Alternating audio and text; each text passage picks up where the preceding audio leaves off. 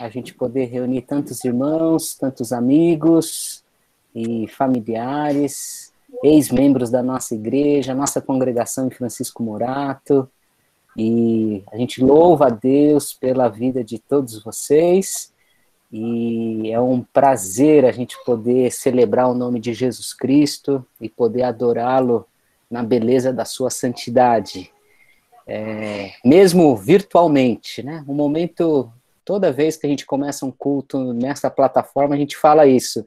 Apesar de ser virtualmente, nós estamos reunidos em nome do Senhor. O Espírito de Deus é o mesmo que vai atuando em cada lar, em cada coração. Se estivéssemos reunidos todos no templo hoje, ou como estamos agora, cada um na sua casa, na frente do seu computador, do seu tablet, do seu celular, é o mesmo Espírito e o mesmo poder de Deus que atua no nosso coração e na nossa vida. Então, nós devemos fazer como o salmista nos convida a celebrar com júbilo ao Senhor. Então, que nosso coração, nossa alma, nossa mente possa ter esse espírito, ter esse entendimento, ter essa intenção na noite de hoje, que nosso coração venha celebrar o nome de nosso Senhor Jesus Cristo. Nós vamos orar e assim, depois da oração, vou pedir então para o Gabriel e para o João nos conduzirem em 2 canções de louvor e adoração ao nosso Deus. Como nós temos alguns pastores com a gente, soldado no quartel, sempre que é trabalho, pastor Joaquim, amigo, Joaquim, Anne, muito bom tê-los aqui. Você pode nos conduzir a Deus numa oração, em gratidão ao Senhor, e consagrando essa hora que nós teremos em culto ao nosso Deus. Por favor. Oremos então. Senhor, nós somos imensamente gratos pelo privilégio que a gente tem de sermos chamados filhos teus, Pai. Muito obrigado pelo teu grande amor que nos constrange. Muito obrigado pela tua infinita graça e misericórdia que estão sempre sobre as nossas vidas.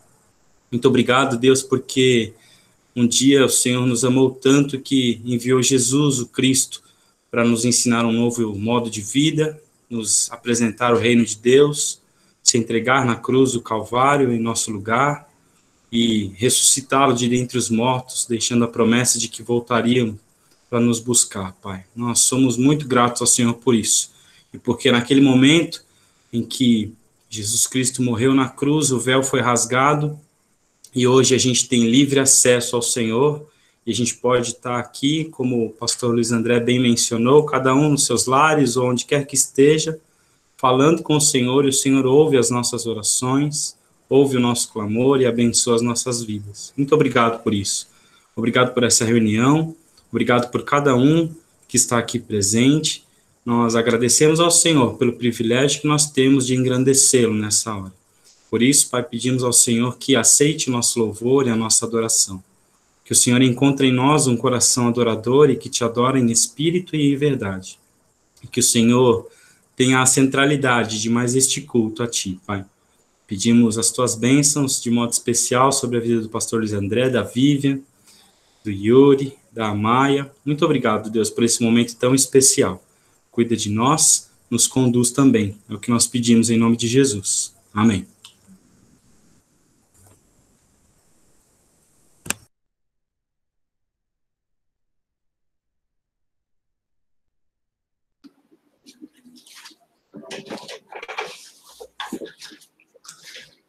Boa noite, irmãos. Se vocês estiverem me ouvindo bem, alguém faz um joinha assim na tela? Tá ótimo. Todo culto, ele é uma celebração. E para iniciar o nosso culto, especialmente esse culto de domingo, eu queria que a gente cantasse uma canção que exaltasse o nome do Senhor, exaltasse os atributos dele, conhecendo que o Senhor é grandioso, que o Senhor é sábio, que o Senhor é soberano, que nada foge do controle dele.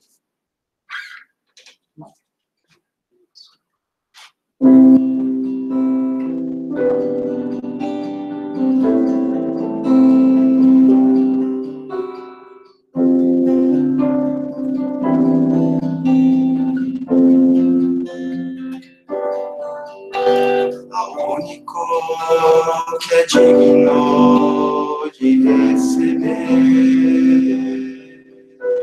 a honra e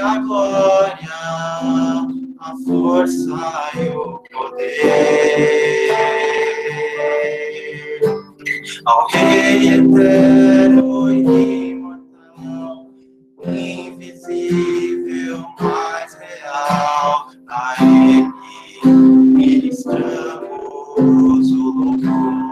Ao único que é digno de receber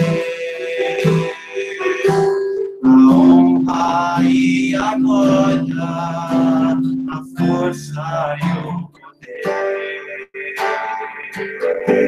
ao Rei eterno e imortal, invisível, mais real, a Ele estamos o louvor. Coroamos a Ti, ó Rei Jesus, coroamos a Ti, ó Rei Jesus, adoramos o Teu nome e nos rendemos aos Teus pés. Consagramos todo o nosso ser a Ti. Consagramos todo o nosso ser a Ti. Consagramos todo o nosso ser a Ti.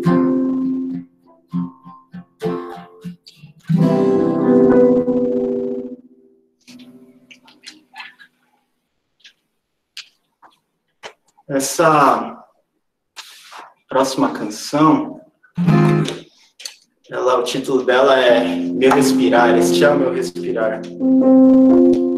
E eu escolhi ela justamente com a seguinte intenção: a gente está passando por um momento de muitas lutas. Se a gente olha os grupos da igreja, diariamente recebe pedidos. Se a gente abre o noticiário, a gente vai ver diversos tipos de notícias, e na maior parte do tempo as notícias não são como a gente quer. E em meio a tanta luta, o que a gente faz? Né? E refletindo a respeito disso, eu vi alguns personagens da Bíblia que, em meio a muita dificuldade, eles exaltam o Senhor. Eles não reclamam da situação, mas eles reconhecem que o poder de Deus é presente, eles reconhecem que o Senhor está presente naquela dificuldade. Isso não significa que a gente não vai ter lutas, nada disso. Mas a graça do Senhor nas lutas é o que nos permite passar por elas. Então essa canção é um reconhecimento de que sem o Senhor a gente não vive.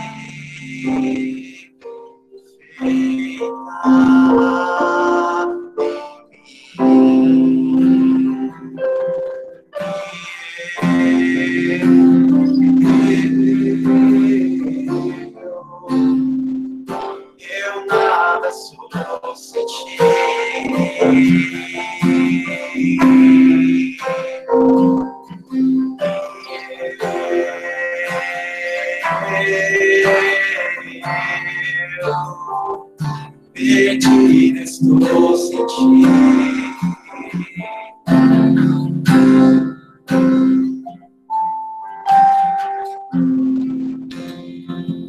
Este é o meu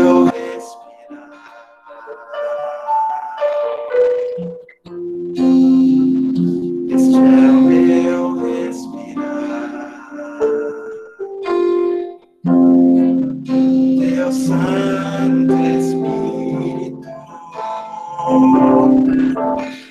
vivendo em mim.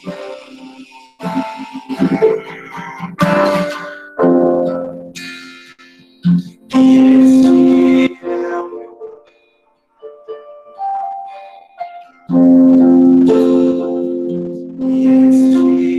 o meu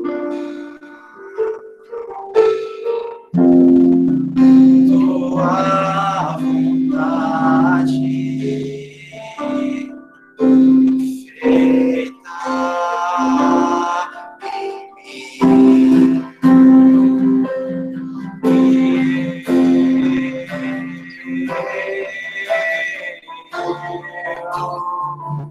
Eu nada sou sem ti.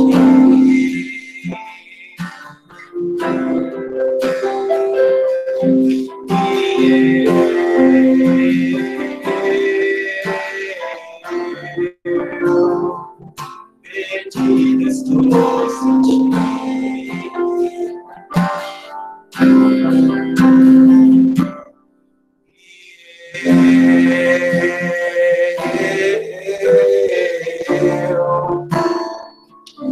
Eu nada sou sem ti.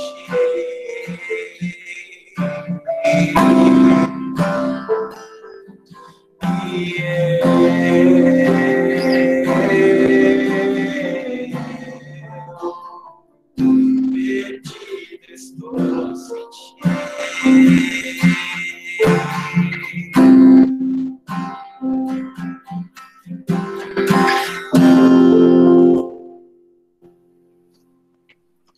Amém.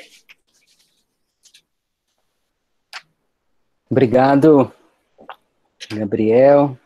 Obrigado, João. Quero convidar vocês, queridos irmãos, a abrirem suas Bíblias ou acessarem aí nos seus celulares. E eu gostaria de convidá-los a abrirem lá na primeira carta de Paulo aos Tessalonicenses. Primeira Tessalonicenses.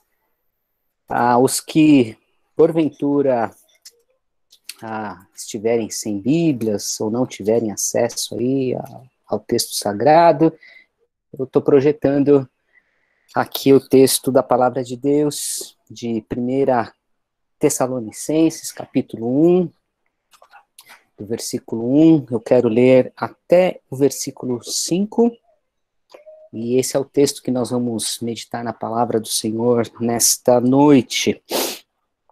1 Tessalonicenses, capítulo 1, versículo 1, diz assim, os autores escrevendo, Paulo, Silvano e Timóteo, a igreja dos Tessalonicenses em Deus Pai e no Senhor Jesus Cristo. Graça e paz a vós outros. Damos sempre graças a Deus por todos vós, mencionando-vos em nossas orações e sem cessar, recordando-nos diante do nosso Deus e Pai, da operosidade da vossa fé, da abnegação do vosso amor e da firmeza da vossa esperança em nosso Senhor Jesus Cristo. Reconhecendo, irmãos, amados de Deus, a vossa eleição, porque o nosso evangelho não chegou até vós tão somente em palavra, mas sobretudo em poder, no Espírito Santo e em plena convicção, assim como sabeis ter sido o nosso procedimento entre vós e por amor a vós. Amém. O parágrafo vai terminar lá no final do capítulo, mas eu gostaria de destacar tão somente algumas palavras destes primeiros versículos, baseado nesse tema que divulguei para os irmãos de nossa igreja, que é o tema da esperança. O Gabriel mencionou há pouco sobre noticiários, sobre informações, notícias que recebemos, e muitas destas notícias, muitas destas informações que nos chegam, elas têm grande poder. Isso é muito importante de ressaltar. A imprensa tem um papel importante, fundamental numa estrutura democrática de um país, e ela tem um poder extraordinário, o poder de influenciar, o poder de trazer tristeza e também alegria, de trazer esperança ou também de proporcionar a desesperança. E diante desses cenários que estamos vivenciando, o cenário das informações que nos chegam através das mídias, as notícias que recebemos de nossos irmãos, de nossos amigos, de familiares, de gente de perto e de gente de longe, de pessoas que estão sofrendo, que estão padecendo por causa desta enfermidade, a Covid-19, mas não somente por causa dela, mas também por causa da pandemia, por causa do isolamento social, por causa do distanciamento de familiares, de netos, de sobrinhos e de gente que a gente ama, tendo então os noticiários e tendo as notícias que chegam a nós diante dos nossos amigos, de pessoas que estão sofrendo, de pessoas que estão hospitalizadas, né, de pessoas que estão sendo entubadas, de gente que está morrendo, de gente que está sofrendo. Entendi como sendo uma importante mensagem na noite de hoje falar sobre esperança. A esperança tem alguns sabotadores. Esperança não é algo tão somente que surge da natureza, do íntimo do coração. Esperança precisa ser produzida na nossa mente, precisa ter elementos que nos ajudem a elaborar ideias, conceitos e valores. Agora, diante de muitos cenários, existem os sabotadores da esperança. O primeiro, elenquei 3 sabotadores para a gente refletir nesse início desta palavra. O primeiro sabotador é a descrença, é deixar de crer. A descrença é o estado daquele que não acredita mais em alguém, não acredita nas pessoas. Talvez essa seja uma das tragédias da nossa geração e da humanidade. Nós estamos perdendo a crença na humanidade, perdendo a crença de que pessoas podem produzir o bom, produzir o belo, fazer coisas maravilhosas. E a descrença em Deus, no ser humano, em instituições e em sistemas, a descrença é um sabotador. Ela mina, ela desconstrói, ela tira de nós a esperança. O segundo sabotador é o desespero. Uma coisa é crer, uma coisa é não mais acreditar, outra coisa é estar profundamente desanimado, ao ponto de sentir-se incapaz de qualquer ação, sentir-se incapaz de iniciativa, é chegar num estado de consciência que analisa, que faz uma prospecção, que julga uma situação como sem alternativa, sem saída. E quando bate o desespero, as pessoas são capazes de cometer atrocidades contra si e contra o próximo, contra o cosmos. O desespero é um sabotador da esperança. Em terceiro lugar, tentando construir esse raciocínio da necessidade de termos esperança num mundo cruel e num mundo difícil de viver, a desilusão.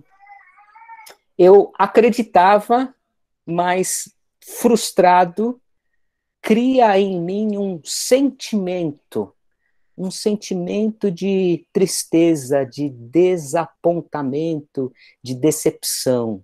Eu coloquei a minha esperança em alguém, numa coisa, numa situação, num projeto, num emprego, num relacionamento, numa instituição, num governante.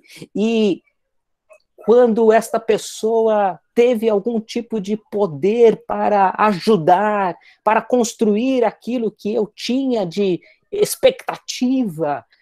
E quando grandes expectativas são colocadas em pessoas, e estas expectativas não são correspondidas, há uma grande frustração, uma grande desilusão. A desilusão, o desespero e a descrença são sabotadores da esperança. E aí eu pergunto para vocês, meus irmãos, nossos amigos de longa data, nossa família, meus queridos, a Igreja Cristã Evangélica do Bandaqui, as igrejas que estão representadas aqui hoje, vi meus irmãos aí da Vila das Mercês, os irmãos de São José dos Campos. Quando a gente olha para a nossa vida, quando a gente olha para o nosso redor, quando a gente olha para as coisas que estão acontecendo, para as circunstâncias, será que não há sendo produzida no nosso coração a descrença, o desespero e a desilusão? Será que a maneira como a gente olha para a vida, como a gente olha para as situações, quando a gente olha para o nosso coração, será que isso nos falta a esperança? Olhar para o alto e imaginar as situações sendo alteradas. Os sabotadores estão aí o tempo todo e muitas vezes eles estão muito pertinhos do nosso coração e da nossa mente. Gostaria de fazer uma definição sobre esperança, e essa definição está baseada lá na Bíblia de Estudo Almeida, que diz assim: a esperança é uma virtude cristã. Então pronto, nós já estamos nós estamos entrando num ponto. A esperança bíblica não é uma esperança que advém, por exemplo, da sociologia, não advém da antropologia, não advém das ciências sociais e humanas, também não vem dos conceitos materialistas. A esperança bíblica, e esta que eu gostaria de propor para os irmãos, é uma virtude cristã. Então nós estamos fazendo um recorte, nós estamos falando de algo que tem a ver com o mundo cristão, com o mundo que crê em Deus. A virtude cristã que opera como um recurso mental. Veja, a virtude, a esperança, é um recurso mental, mas também espiritual, para fazer frente ao futuro. Isto é, o futuro é nebuloso, o futuro é incerto. As questões que estão postas diante de nós e as notícias que nos são trazidas mostram que a gente não tem muitas perspectivas sobre o futuro, mas quando eu encontro em Deus, numa virtude cristã, a esperança, eu vou olhar para o futuro e eu vou encontrar mecanismos espirituais e mentais para fazer frente a isto, mesmo que neste futuro eu não saiba muito o que pode me acontecer daqui 10, 15, 20 minutos.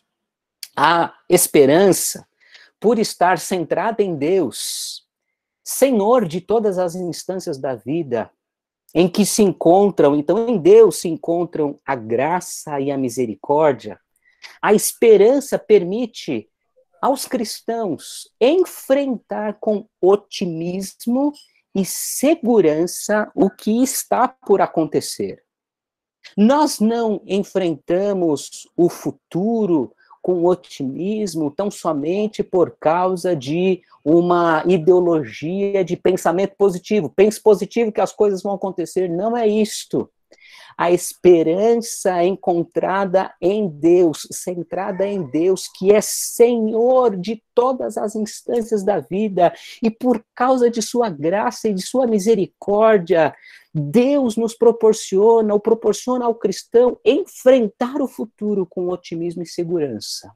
A esperança em Deus, que ocorre mediante Jesus Cristo, isso é muito importante. A esperança em Deus sem a figura de Jesus Cristo não é uma esperança cristã.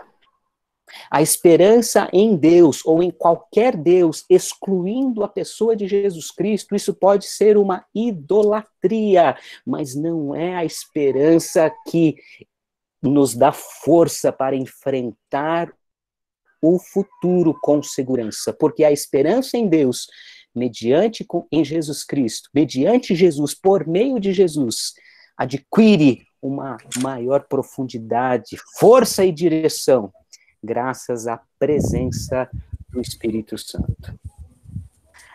Esse texto que trouxe para os irmãos como pontapé inicial dessa reflexão, esse texto nos apresenta alguns conceitos a respeito da esperança. Aqui, eu entrei, eu estou lá, ó. Tá ligado, tá certinho aqui, para me ver aqui o pastor, ó. Yara, por favor, muta aí de quem está falando, por favor. Isso é importante, né, irmãos? Só um parênteses, né?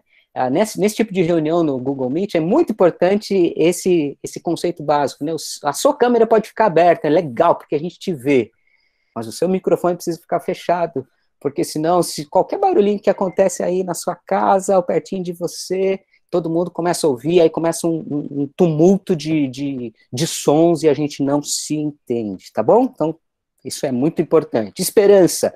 Gostaria de pensar no texto de 1 Tessalonicenses, capítulo 1, apresentar algumas ideias, alguns conceitos, alguns valores importantes que nutrem esta esperança cristã.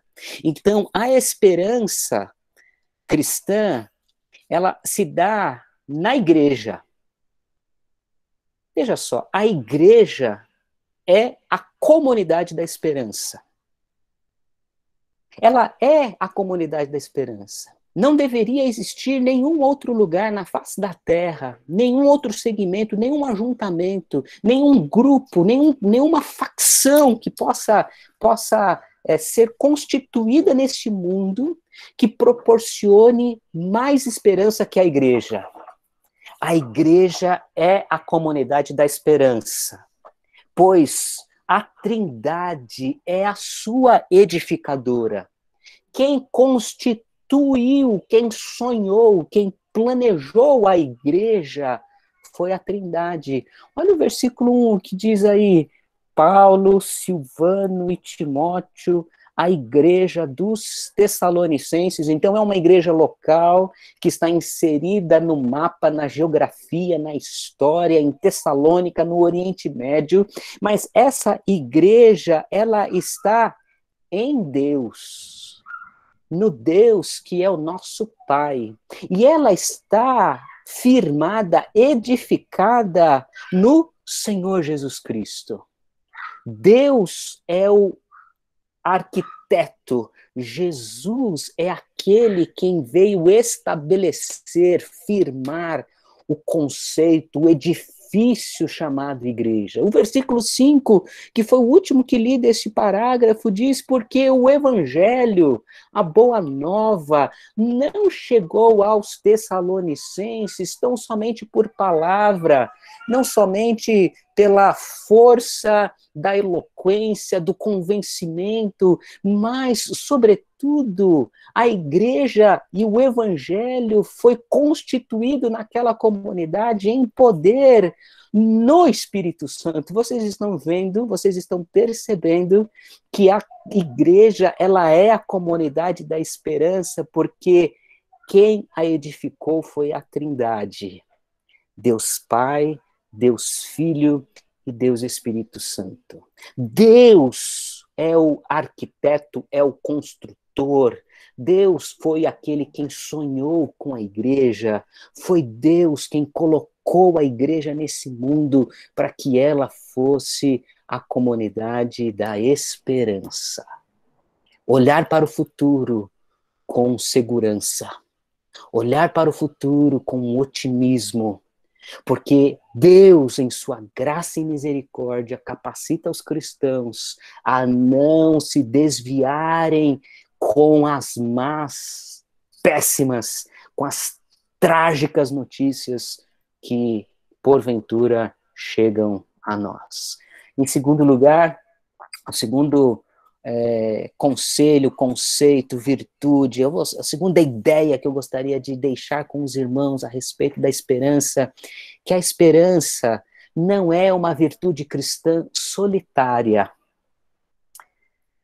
A esperança, ela não vem sozinha. A esperança, ela não está sozinha. A esperança não se constitui de forma solitária.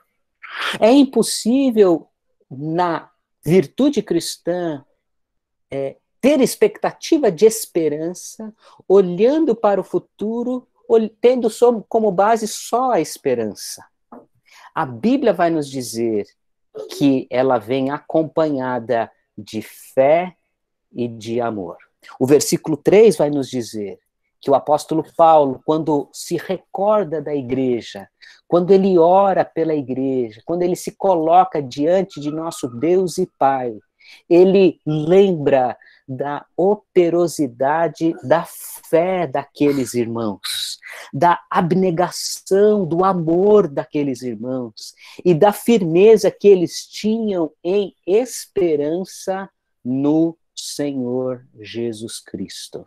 Vejam, a virtude cristã, ela não está sozinha. A esperança não está sozinha, ela vem acompanhada de fé e amor. A fé é a nossa convicção do que Deus fez por nós. O amor é fruto do amor que recebemos, e por recebermos tamanho amor, isso é potencializado em nós também em amor, produzindo então em nós olhar para frente com esperança. O famoso texto de 1 Coríntios, capítulo 13, que fala a respeito do amor, uma virtude cristã, o mesmo apóstolo Paulo vai finalizar o seu raciocínio dizendo: agora, pois, permanecem a fé, a esperança e o amor. Estes três, porém, o maior deles é o amor. Vejam, a esperança cristã é uma virtude que ela não está solitária, ela está embasada na fé e no amor. Terceiro e último lugar, eu gostaria de falar com os irmãos sobre algumas minas, algumas fontes de esperança. Yuri, por favor, vai para lá, meu filho. Vai para lá. Por favor, vai para lá. Vai. Eu gostaria de falar com os irmãos a respeito destas minas de esperanças, dessas fontes que geram esperanças. E, em primeiro lugar, o fundamento da esperança, trazendo como base o texto de Romanos, capítulo 5, versículo 1, um texto que nos dá a fundamentação da fé, da esperança e do amor. Vejam, o texto diz que nós fomos justificados, Deus nos declarou justos mediante a fé. E por isso nós temos paz com Deus. O maior de nossos problemas, o problema da humanidade, foi resolvido por meio da fé em Jesus Cristo, por intermédio de quem obtivemos igualmente acesso pela fé a esta graça, na qual estamos firmes e nos gloriamos na esperança da glória de Deus. A nossa esperança, a nossa expectativa de futuro, ela não é simplesmente uma prospecção, não é simplesmente algo que está no mundo dos pensamentos, ela está alicerçada na glória de Deus. Deus manifestará a sua glória neste mundo, e a nossa esperança está aí. E o texto continua, e não somente isto, mas também nos gloriamos nas próprias tribulações. Vejam, gente, nós estamos passando por um momento de grande tribulação, de grande adversidade, de grande problema, e o texto vai nos ensinar que essa justificação, essa graça, essa fé, essa esperança vai produzir em nós que nós possamos nos gloriar nas tribulações, sabendo que a tribulação vai produzir perseverança, e a perseverança, experiência, e a experiência produzirá esperança. Vejam o versículo 5. A esperança não confunde, porque o amor de Deus foi derramado em nosso coração. Qual é o fundamento da fonte da esperança? É a graça, a misericórdia, o amor de Deus que foi derramado em nosso coração por meio do Espírito. Quais são as nossas minas de esperanças, as nossas fontes? Se temos um fundamento, algo que nos traz alicerce, nós podemos fazer uma oração a Deus. E eu gostaria de compartilhar com os irmãos algo de um salmo que tem me acompanhado ao longo desse ano, que é o Salmo número 5. E eu gosto muito desta versão do Salmo 5, que está na Nova Versão Internacional, na NVI. E o texto diz assim, uma oração que o salmista faz. Escuta, Senhor, as minhas palavras. Considera o meu gemer. Veja que oração profunda. Veja que abrir de coração na perspectiva da esperança. Eu posso orar a Deus em esperança. Escuta, Senhor, as minhas palavras. Considera o meu gemer. Atenta para o grito de socorro, meu Rei, meu Deus, pois é a ti que imploro. Aqui há um clamor, aqui há uma súplica, aqui uma petição. E aí, olha o versículo 3. De manhã, ouves, Senhor, o meu clamor. De manhã, Senhor, te apresento a minha oração e aguardo com esperança. O salmista está gemendo, está gritando por socorro, está implorando por clemência, está implorando por livramento. E ele termina a sua oração dizendo: aguardarei com esperança.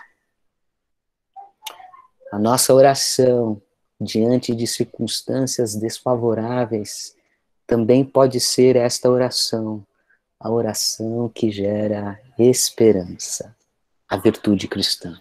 Por último, quais são as minas, as fontes que nos enchem de esperança? O fundamento, a oração e a extensão, a dimensão, a amplitude que a esperança pode proporcionar. Trazendo um outro texto da Bíblia, 1 Coríntios capítulo 15, versículo 16. Nós estamos na semana mais importante para o cristianismo, estamos entrando na semana mais importante do cristianismo, a semana que celebra a morte e ressurreição de nosso Senhor Jesus Cristo, a Páscoa cristã.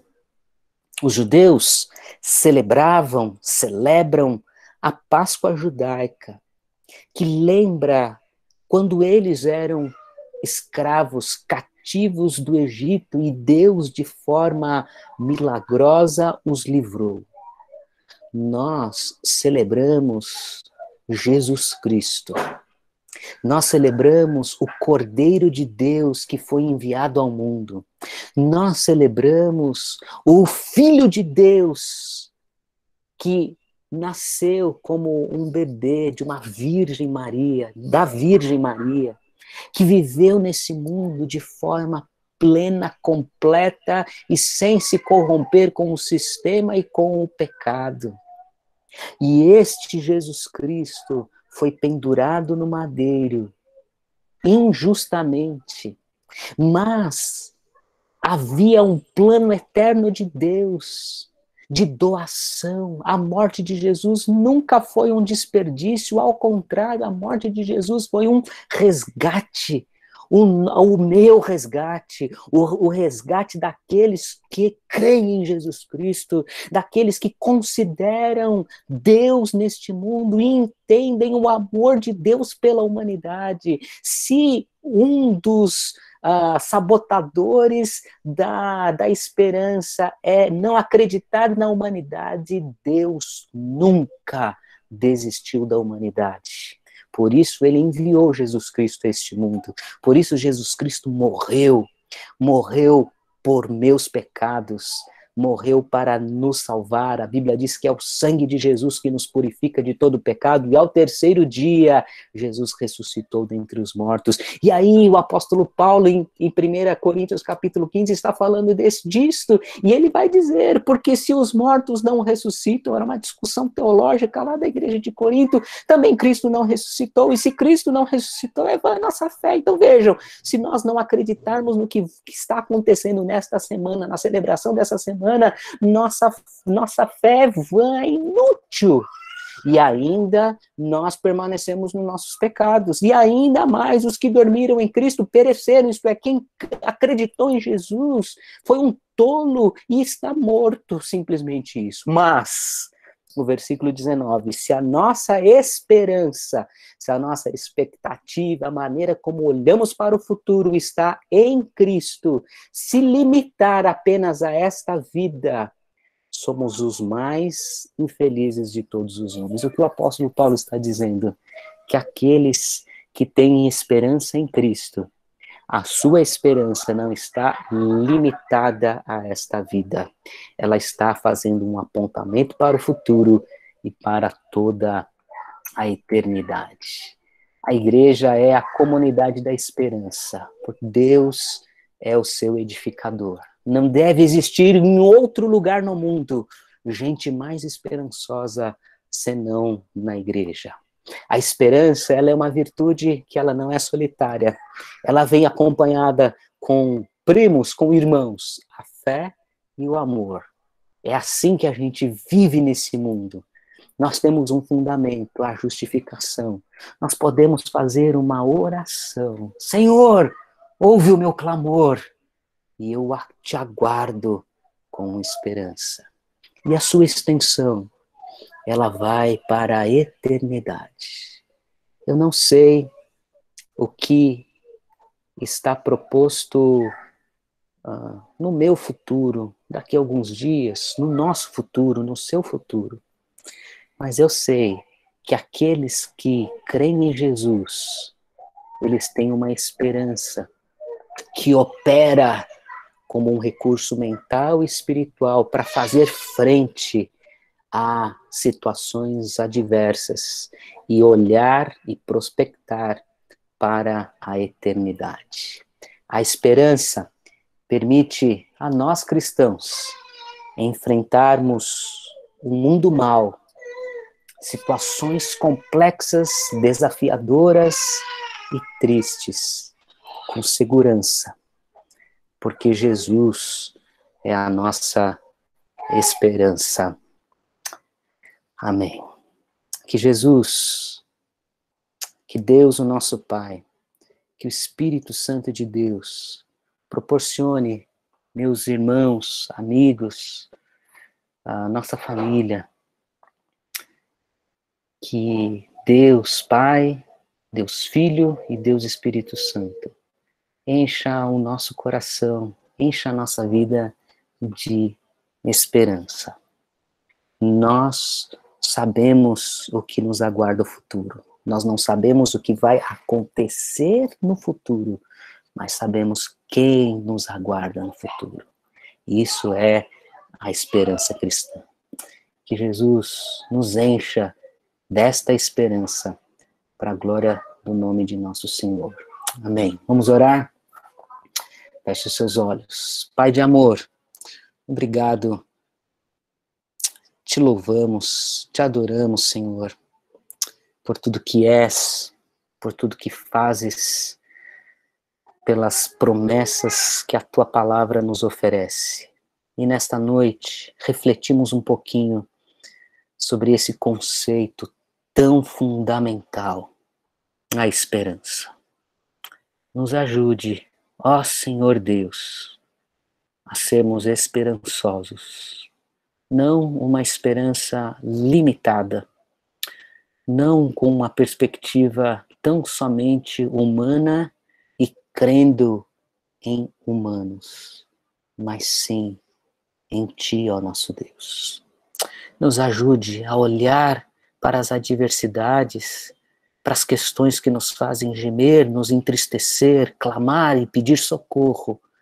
Nos ajude, ó Deus, a crermos firmemente em Ti, para olhar para o futuro e enfrentá-lo como cristãos que têm a fé e têm o amor de nosso Senhor. Engrandecido seja o Teu nome, louvado seja Jesus, no nome dele que nós oramos. Amém. Gabriel, João, vamos cantar uma canção?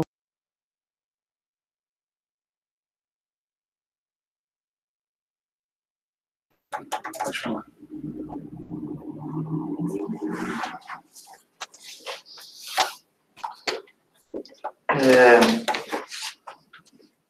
João 14 diz assim: não se turbe o vosso coração, crede em Deus, crede também em mim.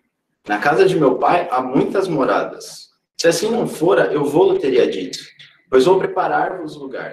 E quando eu for e vos preparar lugar, voltarei e vos receberei para mim mesmo, para que onde eu estou, estejais vós também.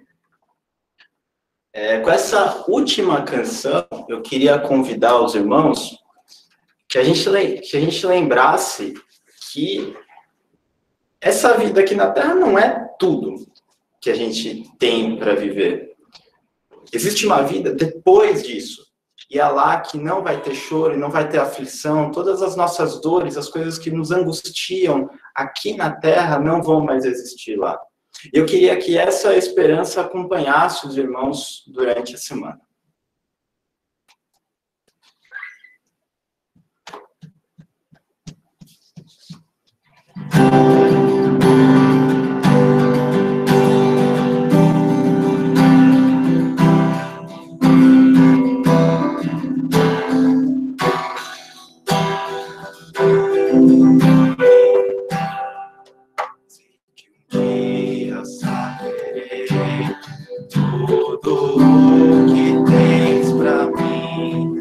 Face a face te verei, rodeado de poder, todo meu temor se vai, com a luz do teu amor, para encontrar tua eterna paz, Senhor, onde flui a adoração.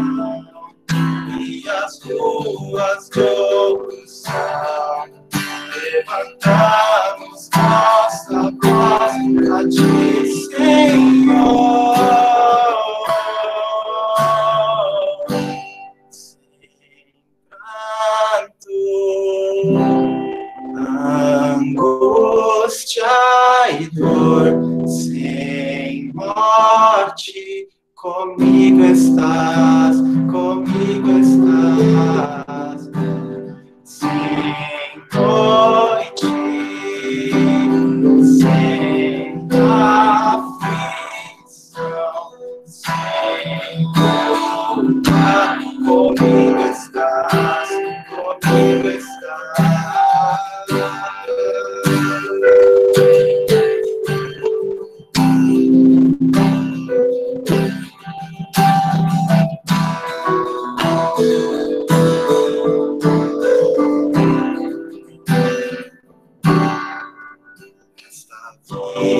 Passarei por tristeza e dor, esperando ver chegar o grande dia do Senhor. Todos vão cantar em sublime adoração a teu nome exaltar. Sei que o dia chegará, onde reina eterna paz, não há guerras nem dor. Levantamos nossa voz a ti, Senhor. Sem tanto angústia e dor, morte, comigo estás, comigo estás, sem noite, sem aflição, sem culpa, comigo estás, comigo estás.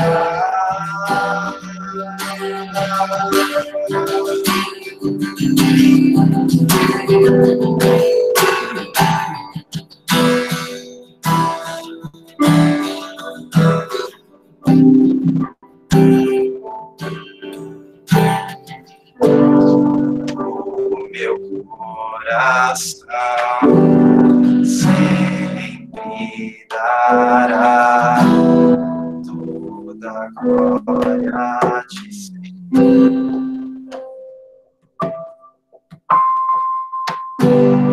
O meu coração sempre dará toda a glória a ti, Senhor.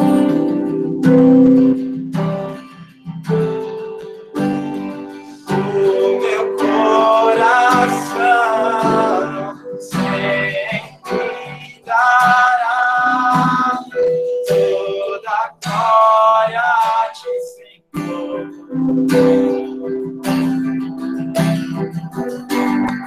O meu coração sempre dará toda a glória a ti, Senhor.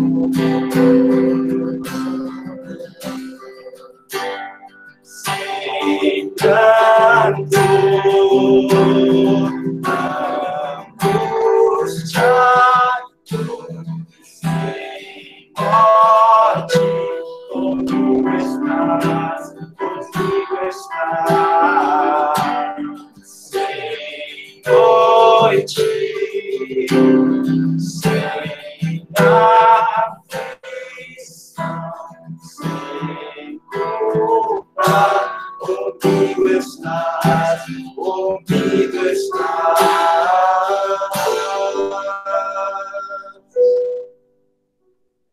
Amém, Jesus. Graças a Deus. Amém. Pastor, a palavra está com você. Quero saber se os irmãos estão me ouvindo. Troquei de computador aqui. Estão me ouvindo? Alguém faz um sinalzinho assim? Ó. Sim! Sim. Sim! Sim! Deixa eu só mudar a configuração aqui para eu ver mais vocês, tá bom? Estou no computador agora, Davi, para a gente poder ver todo mundo, pelo menos a boa parte dos irmãos aí. Olha aí, quanta gente boa. Nossa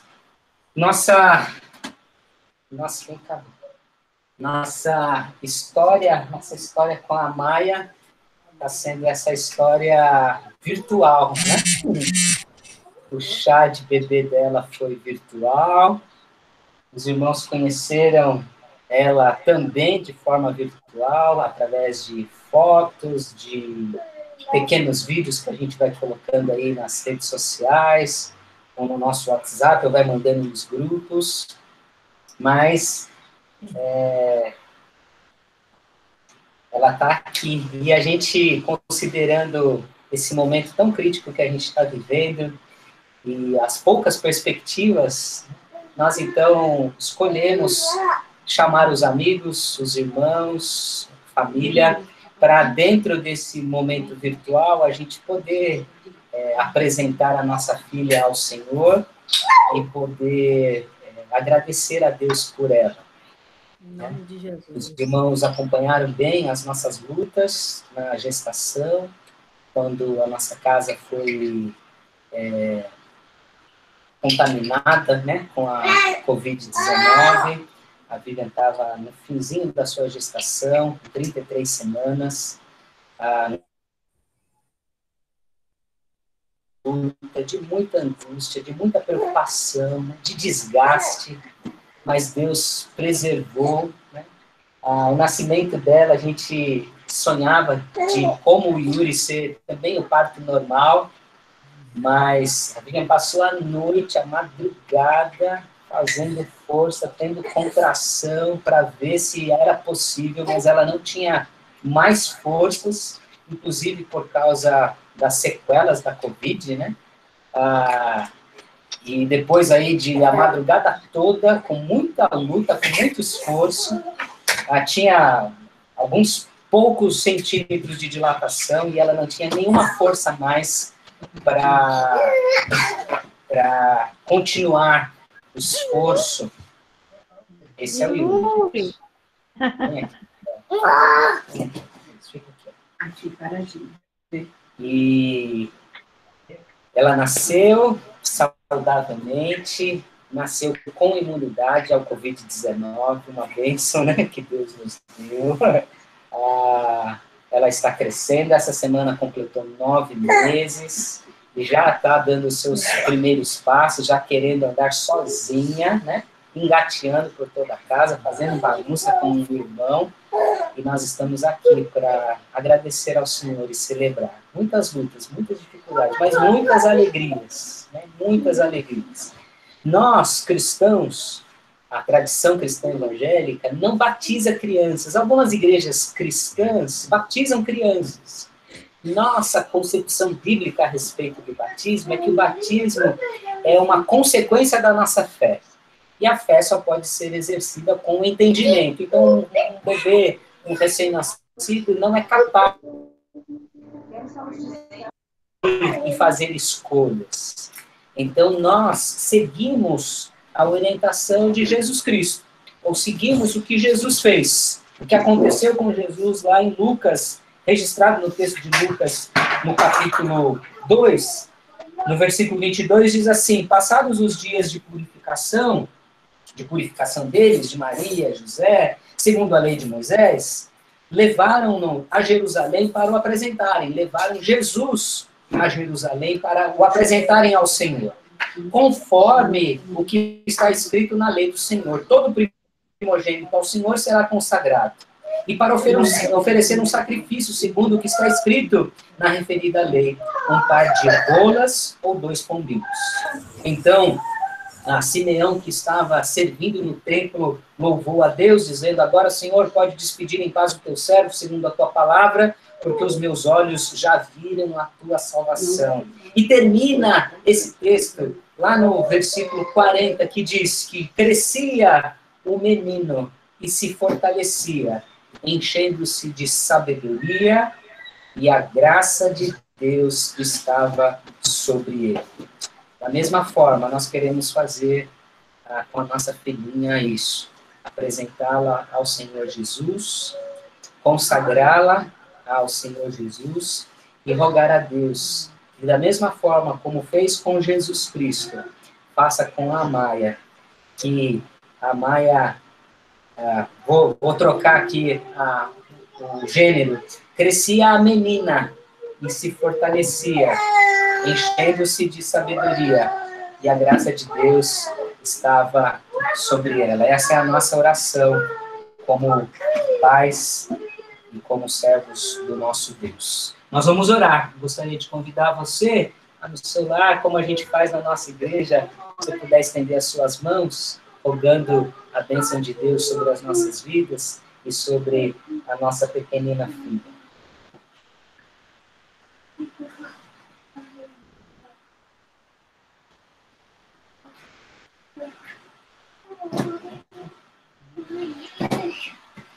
Nosso Deus, nós estamos na Tua presença, nós Te louvamos, nós Te agradecemos por tudo o que o Senhor é e por tudo que o Senhor tem feito por nós, pela nossa família, pela nossa casa.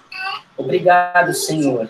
Aqui está a nossa filha, o Senhor nos deu, mas, ó Deus, ela é Tua, ó Senhor, e nós a apresentamos nesta hora a Ti. Nós a consagramos para o Senhor.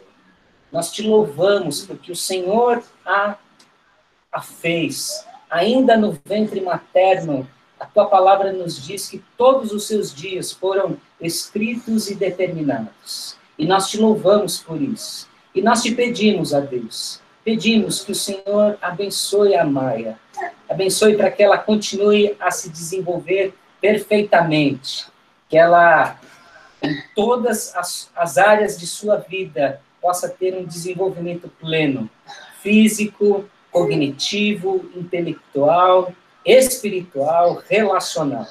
Nós te adoramos, ó Deus, te agradecemos pelo grande presente que o Senhor nos deu.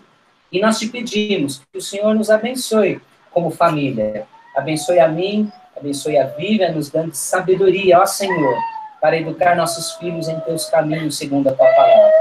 Abençoe o Yuri também, ó Senhor, cuidando dele, fortalecendo, para que ele também cresça segundo a tua vontade e o teu querer. Cuide da nossa família, cuide da nossa casa e nos abençoe, ó Senhor. É o nosso pedido, é a nossa oração. Gratos por tudo que o Senhor é, por tudo que o Senhor faz, no nome de Jesus. Amém. Amém. Amém, Senhor. Louvado seja o nome do nosso Senhor. Muito obrigado, queridos irmãos, pela presença. Obrigado pelo carinho. Nós queremos agradecer a nossa família. Queremos agradecer os nossos irmãos em Cristo, os nossos amigos, pelo apoio, pelo carinho, pelo suporte nesse tempo complexo, difícil, e agradecer todo o amor que a gente recebe dos nossos irmãos, da nossa família e dos nossos amigos. Se nós estivéssemos na igreja, eu ia oferecer para vocês esse brigadeiro de leite ninho com Nutella, viu?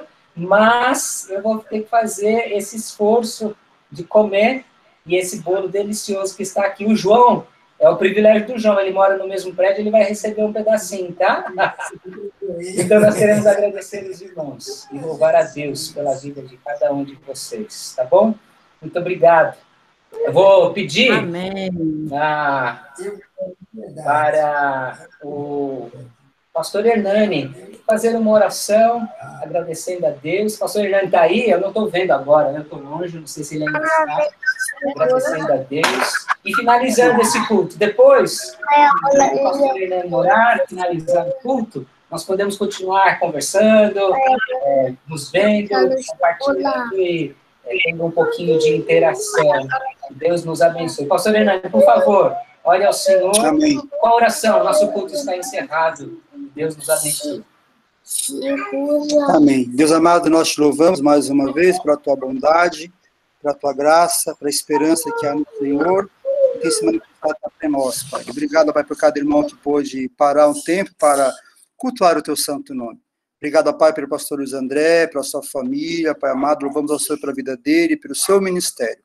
Abençoe, Deus amado, cada vida, Pai amado, está nesse momento interligado, neste culto, que a tua bênção, que o teu cuidado, que a tua graça possa, Pai, ser renovada e manifestada mais uma vez. Que não falte esperança, Pai, no meio do coração do teu povo, que com certeza, Pai, depende dessa esperança para continuar caminhando, crendo e confiando no Senhor. Abençoe, Pai amado, nossas vidas, abençoe, Pai amado, o nosso final de mês, início de mês também, que a tua boa mão, Pai, seja com cada um de nós, com a tua graça, com o teu cuidado, com a tua esperança também, que te pedimos nesta hora, Pai, no nome de Cristo Jesus. Amém. Deus abençoe, meus irmãos.